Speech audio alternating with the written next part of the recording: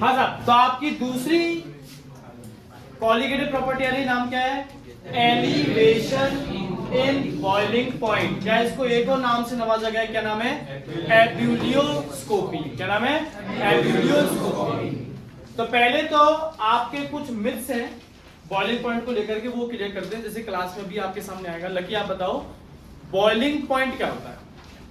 जब कोई पानी लिक्विड से गैस में जब कोई लिक्विड से गैस में कन्वर्ट होता है तो उसको वेपोराइजेशन कहते हैं या बॉइलिंग कहते हैं। बॉइलिंग पॉइंट क्या होता है? एक पॉइंट जिस पे वो बॉइल एक पॉइंट मतलब मैंने पानी के ऊपर एक पॉइंट बनाया ए, एक पॉइंट बनाया बी, और बी पॉइंट पर जाकर के वो लिक्विड से गैस में कन्वर्ट लगा, तो उस बी पॉइंट को अपन बॉइलिंग पॉइंट कहते हैं।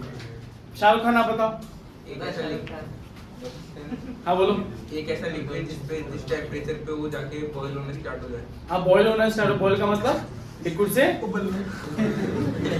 से गैस में कन्वर्ट लग जाए, यही होता है ना बॉइलिंग पॉइंट। ठीक है, तो जैसे पानी का बॉइलिंग पॉइंट क्या है?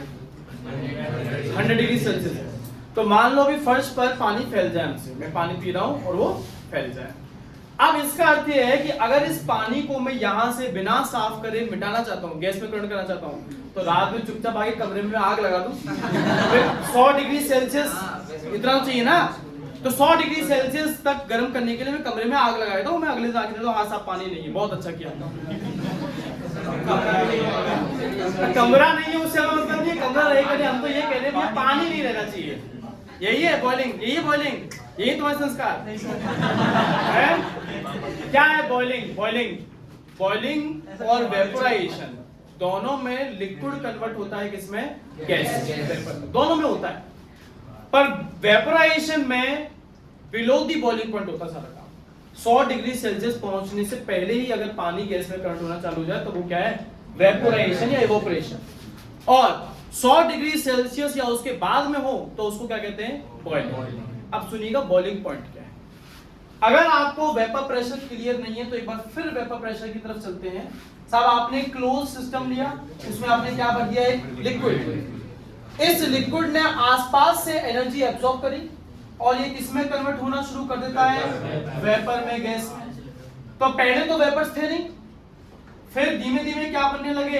वेपर्स। अब सबको पता है गैसेस एक्सर्ट्स प्रेशर, तो ये जो वेपर्स बने ये इस लिक्विड की सरफेस पे क्या लगाना शुरू कर देते हैं? इसी को क्या कहते हैं? Vapour pressure of that liquid. तो जब आप बात करते हैं किसी लिक्विड के वेपर प्रेशर की, तो आप ये मान के चलते हैं कि वो लिक्विड वेपराइज हो रहा है। लिक्विड क्या हो रहा है? वेपराइज हो रहा है। एक तरह से मानिए, अगर लिक्विड नीचे है तो वेपर्स का मतलब उठ के कहां रहे होंगे? वो ऊपर। हम सब जानते हैं कि हमारा एटमॉस्फेयर क्या है? क्या है एटमॉस्फेयर? क्या है? अभी देखना हिंदी में बात करने लगेंगे। लेयर है, बताओ किस चीज की लेयर है? बेटा आपने बायोस्फीयर सुना होगा, हाइड्रोस्फीयर सुना होगा, लिथोस्फीयर सुना होगा। ऐसे ही एटमॉस्फेयर क्या है? आसपास का वो स्फीयर, वो रीजन, वो एरिया, वो गोला जो हवा, एयर की वजह से बना हुआ। और एयर तो सर गैसेस की बनी है। गैसेस क्या एक्सर्ट करती है?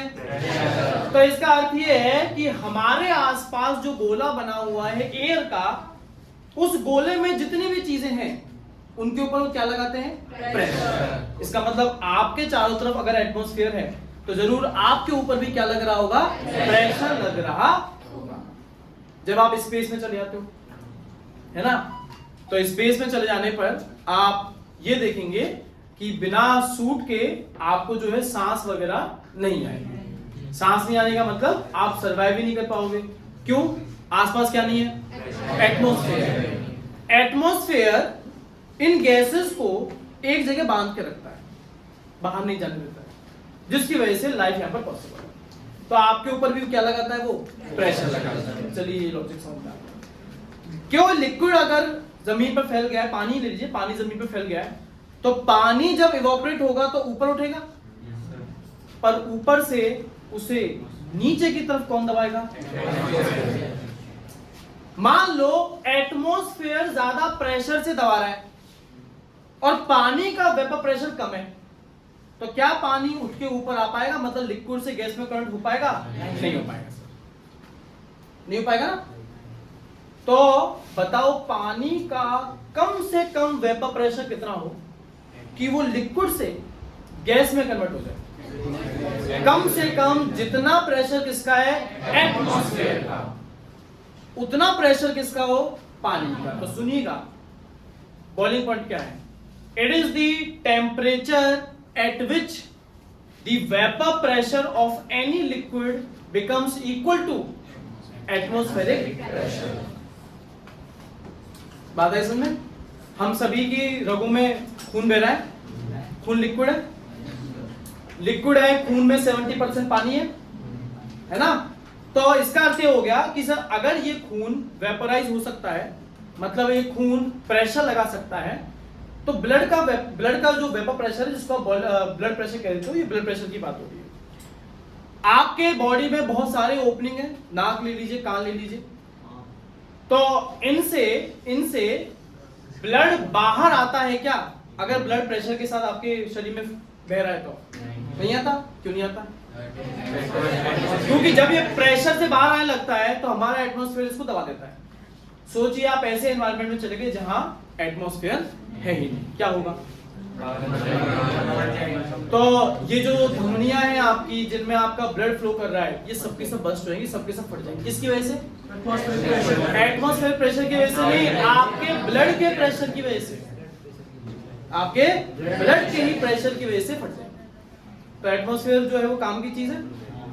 अब ऐसा है, इस सॉल्वेंट में जो कि टोटली वोलेटाइल था। सॉल्वेंट कैसा था? वोलेटाइल का मतलब जो क्या किसमें करंट होता है? वेपर्स में। और क्या लगाता है? प्रेशर। इसमें हमने डाल दिया एक non volatile solute. Non volatile का मतलब जो प्रेशर नहीं लगा सकता। फिर से एक बार इस टॉपिक को ले रहे, पिछली क्लास में लिया। मान लीजिए जो सरफेस है, सरफेस पर टोटल नंबर ऑफ मॉलिक्यूल्स कितने आ सकते हैं? 100।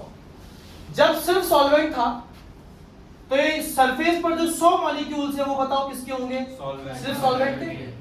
अच्छा, सॉल्वेंट वोलेटाइल है कि नॉन वोलेटाइल है? इसका अर्थ ये है कि ये 100 के 100 मॉलिक्यूल किसमें कन्वर्ट हो जाएंगे? वेपर में। और ये 100 के 100 क्या लगाएंगे? प्रेशर।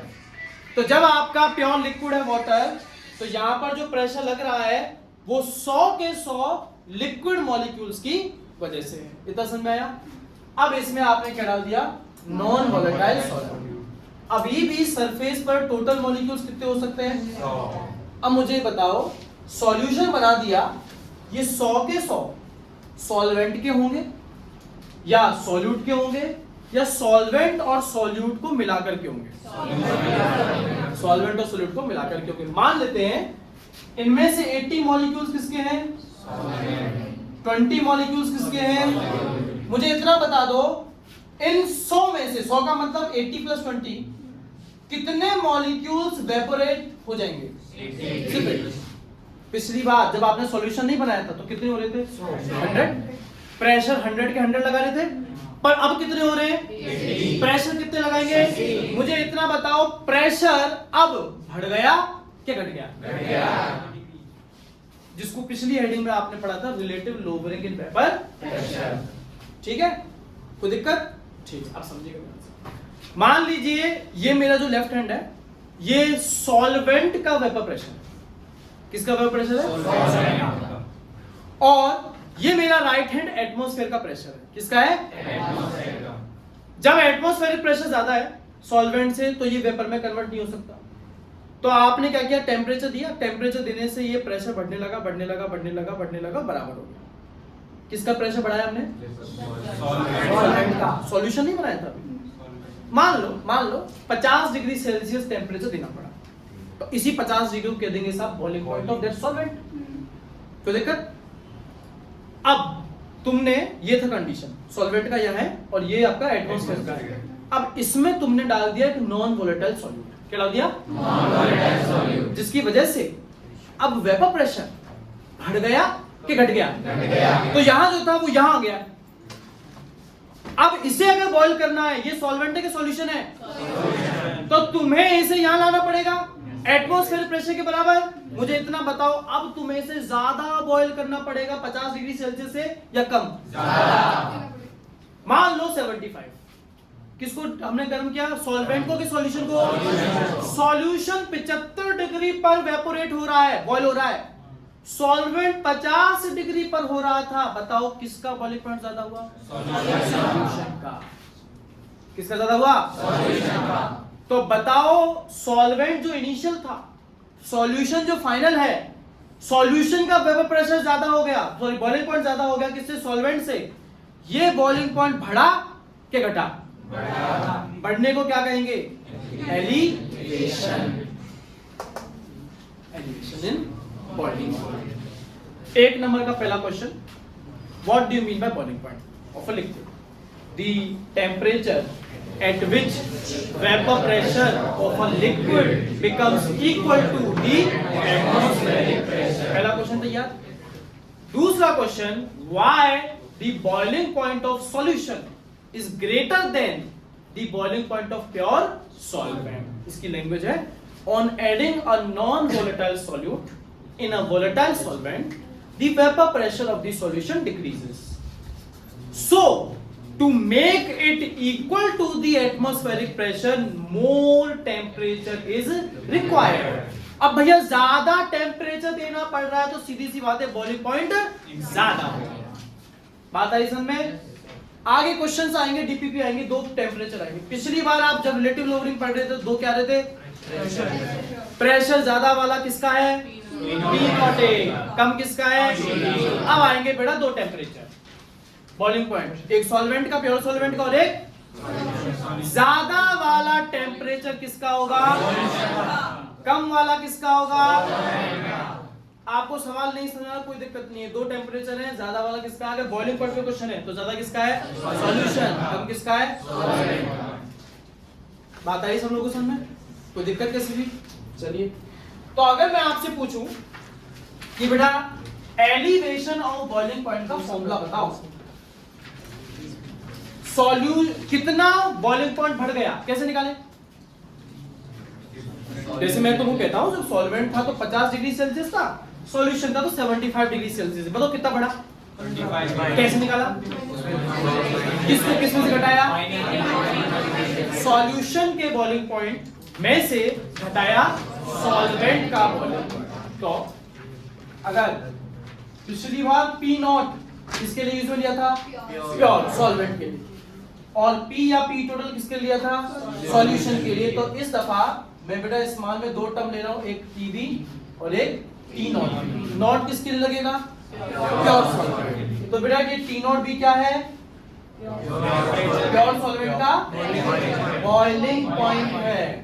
ये है boiling point of pure solvent. ये TB क्या है? Boiling point of solution. एक ऐसा solution containing non volatile solute. Non volatile समझ में आ रहा है? तो अगर मैं तुमसे पूछूं बेटा डेल टीबी क्या? डेल टीबी में तो पहले है क्या? Del TB change in boiling point. यहां बॉइलिंग पॉइंट बढ़ा के घटा, तो इसी चेंज को क्या मैं एलिवेशन कह सकता हूं? तो डेल टीबी क्या बेटा? Elevation in boiling point. बताओ इसका फॉर्मूला क्या आएगा? TB minus T naught B. समझ में आया क्या? अगर क्वेश्चन में एक्वा सॉल्यूशन है या कहता है कि सॉल्वेंट पानी है, सॉल्वेंट क्या है? पानी, तो बिल्कुल भी ये आप एक्सपेक्ट मत कीजिएगा कि वो आपको प्योर वाटर का बॉइलिंग पॉइंट बताएगा। प्योर वाटर का बॉइलिंग पॉइंट मतलब क्या? टीबी का टी नॉट बी। क्यों? क्योंकि पानी का कम से कम बॉइलिंग पॉइंट आपको पता होना ही चाहिए। कितना होता देव पानी का बॉइलिंग पॉइंट? अच्छा, what is the SI unit of temperature? Kelvin. इसका मतलब आपको डिग्री सेल्सियस में टेम्परेचर नहीं चाहिए, किसमें चाहिए? केल्विन में। अब देव वापस बताओ, what is the boiling point of water in kelvin? 373 kelvin. है ना। एग्जैक्ट आंसर सुनिए, एग्जैक्ट आंसर है 0 degree celsius is equal to 273.15। इसका मतलब 100 degree celsius is equal to 373.15। तो कम से कम आपको पानी का बॉइलिंग पॉइंट पता होना जरूरी है। कोई समस्या किसी को? कैसी भी केशव, कोई दिक्कत? नाखून खा रहा है? मेरे भी पैर का अंगूठा बढ़ रहा है। हाँ जी sir.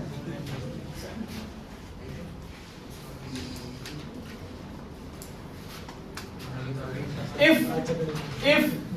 elevation in boiling point, अगर elevation in boiling point एक कॉलिगेटिव प्रॉपर्टी है। सलमान, कॉलिगेटिव प्रॉपर्टी का मतलब जो ऐसी प्रॉपर्टी सॉल्यूशन की जो सिर्फ किस पे डिपेंड करे। तो मुझे इतना बताओ, क्या मैं जो लिख रहा हूं वो गलत है कि सही है?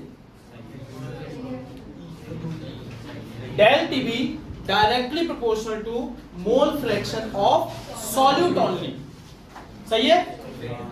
अच्छा, सभी ने एक इक्वेशन पढ़ी होगी जरूर, PV इक्वल टू nRT, सबने पढ़ी है? मुझे इतना बता दीजिए, ये जो टेम्परेचर है ये प्रेशर के डायरेक्टली प्रोपोर्शनल है कि इनवर्सली? Directly proportional. सब लोग मान लो इस चीज को, ठीक है। तो ये बताओ, चेंज इन टेम्परेचर क्या चेंज इन प्रेशर के डायरेक्टली प्रोपोर्शनल होगा? सोच लो, सकते हैं? तो एक बार के लिए यहाँ डेरिवेटिव डाल देता हूँ, directly proportional to change in pressure. देखिए, हम एक फॉर्मूला डिराइव करने वाले हैं। फॉर्मूला है del TB equal to KB into molarity. क्या है? मोलारिटी। मोलारिटी जिसका बेसिक फॉर्मूला होता है given mass of solute upon molar mass of solute into 1000। अगर गिवन मास ऑफ सॉल्यूट आपका किसमें है? ग्राम में, अपॉन में गिवन मास ऑफ सॉल्वेंट जो किसमें हो? ग्राम में। और अच्छा, अगर ये किलोग्राम में हो तो इसका मतलब ऊपर 1000 नहीं आएगा, उसका मतलब ऊपर 1000। चलिए इसको अप्लाई करते हैं। Del TB directly proportional to chi B. Chi B का फॉर्मूला डाल देंगे। क्या होगा काईबी का फॉर्मूला? तो मैं लिख सकता हूं del TB directly proportional to chi B, जिसका अपन फॉर्मूला डाल देते हैं क्या? NB upon NA plus NB. सही बात है। अच्छा, इस एनबी के फॉर्मूला को भी खोल देते हैं। तो del TB directly proportional to given mass of solute upon molar mass of solute upon में given mass of solvent upon molar mass of solvent plus given mass of solute upon molar mass of solute. कोई समस्या? अगर मैं तुम्हें colligative property पढ़ा रहा हूं तो बताओ, सॉल्यूशन हाईली कंसंट्रेटेड होगा कि डाइल्यूटेड? अगर सॉल्यूशन डाइल्यूटेड है तो डिनोमिनेटर में क्या नेगलेक्ट कर सकते हैं? सॉल्यूट के नंबर ऑफ मोल्स। पानी में से हटा दूं, पानी में से हटा दूं, हटा दिया। तो चलिए एक बार, del TB directly proportional to WB by MB into MA by WA। कोई समस्या कैसी भी?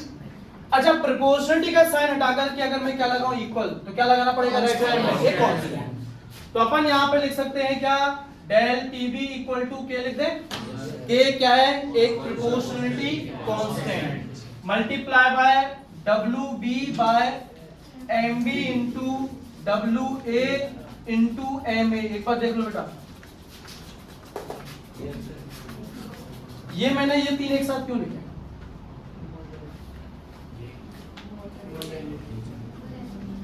अगर WA कहां गया? फॉर्मूला बता दिया। अगर WA आपका किलोग्राम में है तो मोलारिटी का फॉर्मूला होगा given mass of solute upon molar mass of solute into 1 by WA। क्या है ये है मोलारिटी। क्या है? मोलारिटी।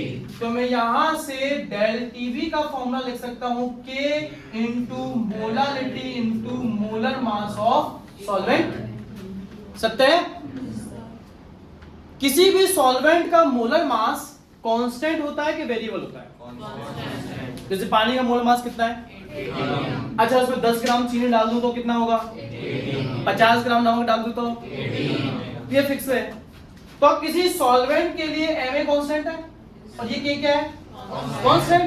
अगर मैं दो कांस्टेंट को क्या कर देता हूं आपस में मल्टीप्लाई, तो जो आंसर आएगा वो वेरिएबल होगा या कांस्टेंट होगा?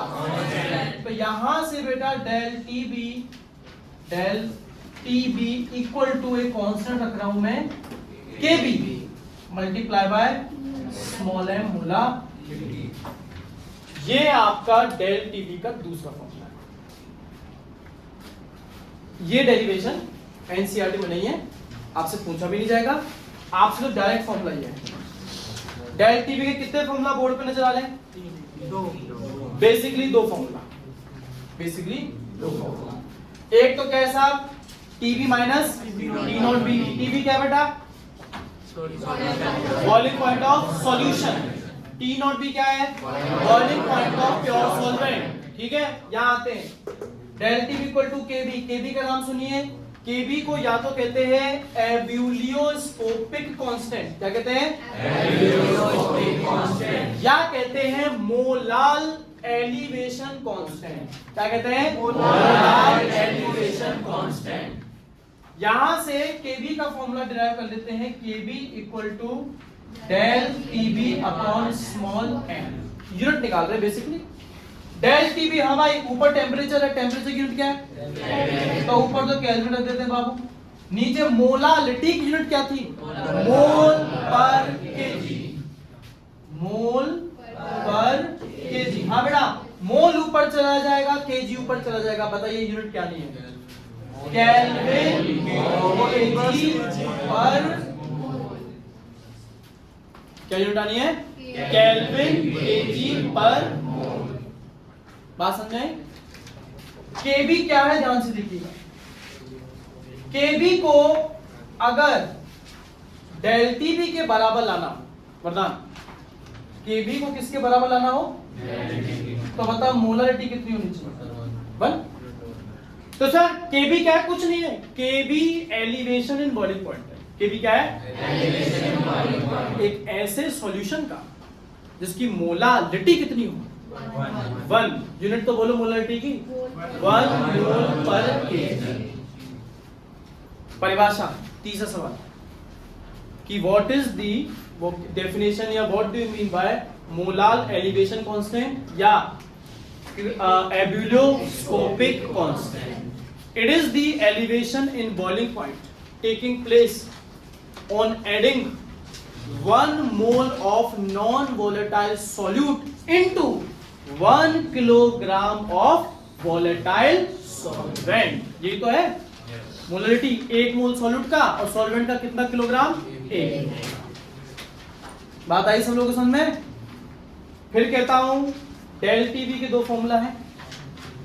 आपके लगभग 99% केसेस में दोनों फॉर्मूला काम आएंगे। अब अगर आपको ये वैल्यू सॉल्व करनी है डेल टीबी की इससे, तो आपको एक तो क्या पता होना चाहिए? केबी। ये जो केबी है ये कैसे आया? के को मल्टीप्लाई किया किससे? एम ए क्या है? तो ये जो केबी है ये सॉल्यूट पर किसी तरह से डिपेंड करेगा या टोटली सॉल्वेंट पे डिपेंड करेगा? तो ये सॉल्वेंट का होता जो भी होता है। क्वेश्चन है, क्वेश्चन में दो हाफ हैं कि भैया इसमें फलाना ग्राम सॉल्यूट लिया, इसमें फलाना ग्राम सॉल्यूट। सॉल्वेंट दोनों में सेम लेना है, तो इसका अर्थ है दोनों में केबी क्या होगा? सेम। दोनों में केबी क्या होगा? सेम। केबी का एक फॉर्मूला जो आपके एनसीईआरटी में गिवन है, KB equal to MA. MA क्या है? Molar mass of solvent into R. R क्या है? Universal gas constant into T naught B का whole square upon 1000 multiply by latent heat of vaporisation. ये सुनिए, ये क्या latent heat of vaporisation. 1 kilogram solvent को पूरी तरह से वेपोराइज करने के लिए जितनी भी हीट चाहिए उसी क्या कहते हैं, लेटेंट हीट ऑफ वेपोराइजेशन।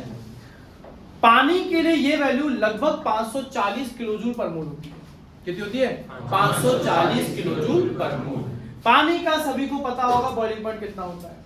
इन सभी वैल्यूज को डिग्री में नहीं रखना बेटा, फिर कह रहा हूं इन सभी वैल्यूज को इक्वेट कर दो, मत करो। आंसर याद रखना 0.52 केल्विन केजी पर पानी के लिए। अब इसमें भी सुन लीजिए, ये जो वैल्यू है ये अमूमन एसटीपी पर लाई गई वैल्यू है। किस पे लाई गई वैल्यू है? आप अपनी डीपीपी में एक क्वेश्चन ऐसा भी देखोगे जिसमें आपको के को पहले निकालना पड़ेगा। एक ही देखोगे ऐसा जिसमें पहले क्या निकालना पड़ेगा, के आपको निकालना पड़ेगा, फिर आपका आगे काम चलेगा। फिर कह रहा हूं ये वैल्यू किसके लिए है? सिर्फ किसके लिए है? वाटर के लिए। तो पानी अगर क्वेश्चन में है सॉल्वेंट, तो हो सकता है वो आपको दो चीजें ना बताए। पहली चीज कौन सी ना बताए? एक तो बेटा आपको ना बताए वो आपका काम चल जाएगा, क्योंकि टी नॉट भी कितना है? 373.15 कैलोरी। पहली चीज। दूसरी चीज क्या नहीं बताएगा? केबी, क्योंकि पानी है तो केबी कितना रखना है? 0.52 केल्विन केजी पर मोल। बाकी अगर सॉल्वेंट कुछ भी हुआ तो या तो वो आपसे केजी ही निकलवाएगा, सब कुछ लगा लोगोगे, या आपको खुद वो केबी की वैल्यू देगा। अब सुनिएगा, क्वेश्चन जब आएगा बोर्ड में या किसी भी पेपर में, तो आमतौर पर आपका जो सॉल्वेंट होगा या तो होगा बेंजीन, तो क्या होगा? बेंजीन। या होगा बेंजोइक एसिड, या तो क्या होगा? बेंजीन। या फिर ये मैं बता रहा हूं पानी के बाद की सिचुएशन है कि अगर सॉल्वेंट, वैसे तो पानी होगा, पर पानी के अलावा अगर कोई और होगा तो इन दोनों में से ही कोई एक आएगा क्वेश्चन। अब तक यही आएगा। इतना क्लियर है? क्वेश्चन में डेल टीबी के कितने फॉर्मूला है? 2। ये फॉर्मूला आपको नहीं लगाना है, ये फॉर्मूला आपको नहीं लगाना है। डेल टीबी के 2 फॉर्मूला है। या तो वो क्या करवाएगा, ध्यान से सुनिएगा, आपको टीबी देगा, टी नॉट भी दे देगा, या आप कह देगा पानी है। यहां से आप क्या निकालेंगे? Del TB. डेल टीबी को यहां डालेंगे। पानी है तो के भी आप लगा दोगे, के भी लगा दिया, बचा क्या? बचा क्या? Small M. अब वो स्मॉल एम भी नहीं पूछेगा, स्मॉल एम का भी फॉर्मूला एक्सपेंड कर दो। क्या फॉर्मूला था? ये रहा, given mass of solute upon molar mass of solute into 1000 upon given mass of solvent. अगर उसने नहीं बताया है कि सॉल्यूट क्या है तो क्या पूछेगा वो?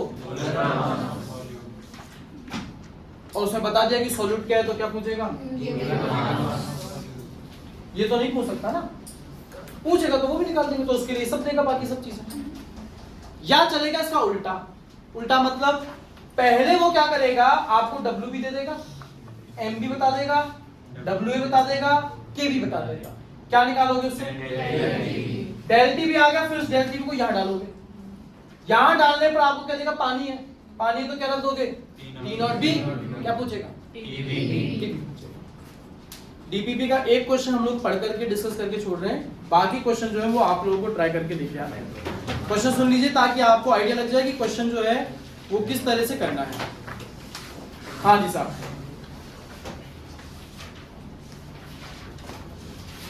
तो ये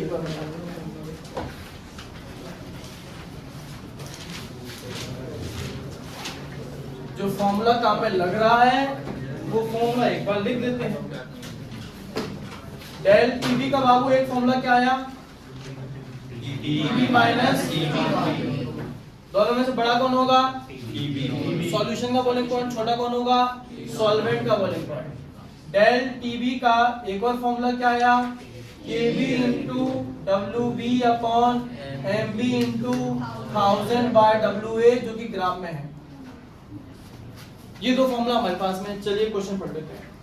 कहता है 34.2 ग्राम लिया गया, या तो सिर्फ शुगर लिखा हो या लिखा हो केन शुगर या लिखा हुआ हो सुक्रोज, ये तीनों एक ही चीज है।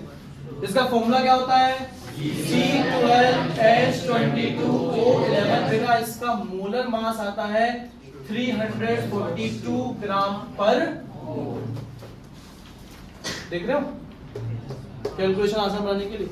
तो कहता है इस केन शुगर का जो मास आपने लिया वो कितना है? 34.2 ग्राम। इसका मोलर मास आपने निकाल लिया कितना है? 342 ग्राम पर मोल। अच्छा, dissolved in 100 gram of water, ये क्या है? 100 ग्राम सॉल्वेंट का मास है कितना? 100 ग्राम। चलिए आगे बढ़ते हैं। कहता है which raised the temperature by का मतलब अंतर दे रहा है। क्या ये डेल टी भी डिफरेंस ही है? तो इसका मतलब बेटा वो आपको डेल टी भी दे रहा है और जिसकी वैल्यू है 2.3 डिग्री। इसे केल्विन में कन्वर्ट करें? कैसे करें बताओ?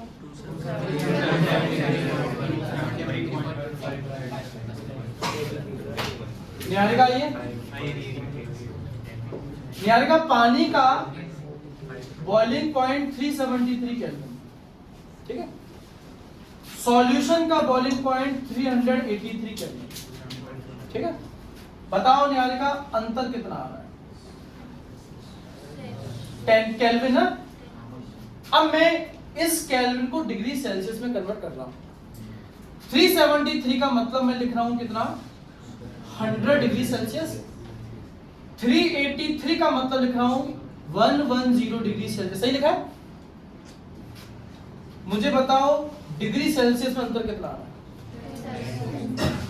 10 डिग्री सेल्सियस। अगर तुमने इस टेम्परेचर के बदलाव को 2.3 की बजाय लिख दिया 2.3 प्लस 273, 0 मार्क्स है। क्यों? यहां देखो, अंतर जो केल्विन में है उतना ही अंतर किसमें आता है? डिग्री सेल्सियस में। आपको क्वेश्चन में क्या दिया है? दोनों के बॉइलिंग पॉइंट या अंतर? अंतर को कभी भी आपको गलती से भी चेंज नहीं करना। क्यों? अगर वो जितना डिग्री सेल्सियस में है उतना ही किसमें आएगा? केल्विन में भी आएगा। हाँ, ये कहता कि भैया पानी का boiling point 10 degree Celsius, boiling point 100 degree Celsius और सॉल्यूशन का 150 डिग्री सेल्सियस। अब आपको पहले क्या करना पड़ता? केल्विन में कन्वर्ट। अंतर कितना आता? पानी का 100, सॉल्यूशन का 150 डिग्री सेल्सियस। बताओ अंतर कितना आता? डिग्री सेल्सियस में भी 50, केल्विन में भी 50। पर इस बार आपके मार्क्स होते चेंज करने के, क्योंकि ऐसा यूनिट क्या है? केल्विन। पर इसके लिए आपको सॉल्यूट और सॉल्वेंट का पता होता ना। अब आपको सॉल्यूशन का बॉइलिंग पॉइंट नहीं पता, पर अगर क्वेश्चन में दे रखा है कि पानी है, दे रखा पानी है, तो फिर इसका मतलब ये है अगर आप के अंदर का कीड़ा जाग गया है तो उस कीड़े को सुलाने का एक तरीका है कि सब पानी है। तो हमें पता है T0 भी कितना होगा? 100 डिग्री सेल्सियस माने 373.15 केल्विन। अब वो तुम्हें कहता है कि बॉइलिंग पॉइंट बढ़ गया। कितना बढ़ गया? 2.3 डिग्री सेल्सियस। कोई मुझे बताएगा टीवी कितना है? 102.3 डिग्री सेल्सियस। मतलब केल्विन में कितना हो गया? 373.15 प्लस 2. इतना हो गया? केल्विन में कन्वर्ट हो गया। अब उससे आप घटा दो, क्या बन जाएगा? 2.3 केल्विन। अगर आपको लगता है कि सब डेल टीवी को केल्विन में ही होना चाहिए तो उसके लिए ये तरीका है, वरना आप इसको डिग्री सेल्सियस को एज इट इज छोड़ दीजिए, तब भी आपका आंसर वही आने वाला है जो किसमें आएगा? केल्विन। ये समझ में आया कि मैंने क्या किया? चंचल समझ आ गया बेटा? पानी का हमें पता था 373.15, हमें ये पता लग गया कि सॉल्यूशन इससे कितना ज्यादा है? 2.3। तो जितना भी है उसमें जोड़ दीजिए क्या? 2.3। अब जब घटाओगे तो आंसर क्या आएगा? सेम वही आने वाला है 2.3 केल्विन। किसमें आने वाला है? 2.3 केल्विन। चलिए, तो क्वेश्चन में आपको डेल टी पता लग गया, क्वेश्चन में पता लग गया given mass of solute, question में पता लग गया molar mass of solute. Question में एक और चीज पता लगी, वो क्या है? Given mass of solvent. देखो जरा क्या क्या पता लग गया, WA, WB, MB। अगर ये पानी है तो इसका मतलब KB आप खुद डाल दोगे। बताओ इस सब को सॉल्व करके क्या निकल जाएगा? LTB। और अगर पानी है तो इसका मतलब भैया तुम्हें T नॉट TB पता है। बताओ क्या पूछने वाला है? वो क्वेश्चन पूछने वाला है आपसे TB। या क्वेश्चन में जो है ज्यादा से ज्यादा पूछ लेगा molar mass of solute. Molar mass of solute दे दिया। तो आपसे कहता है calculate the molar elevation constant. अच्छा KB पूछवा रहा है, KB आपसे पूछवा रहा है, ये KB जो है आपको निकालना है। हाँ भाई WB पता है, MB पता है, WA पता है, LTB दे दिया, क्या जाएगा आपका? तो आपको DPP के ये सारे क्वेश्चन बनाने हैं। क्वेश्चन टोटल 7 है, जिनमें से एक आपको बता दिया, बाकी 6 क्वेश्चन आपको ट्राई करके लिखना है।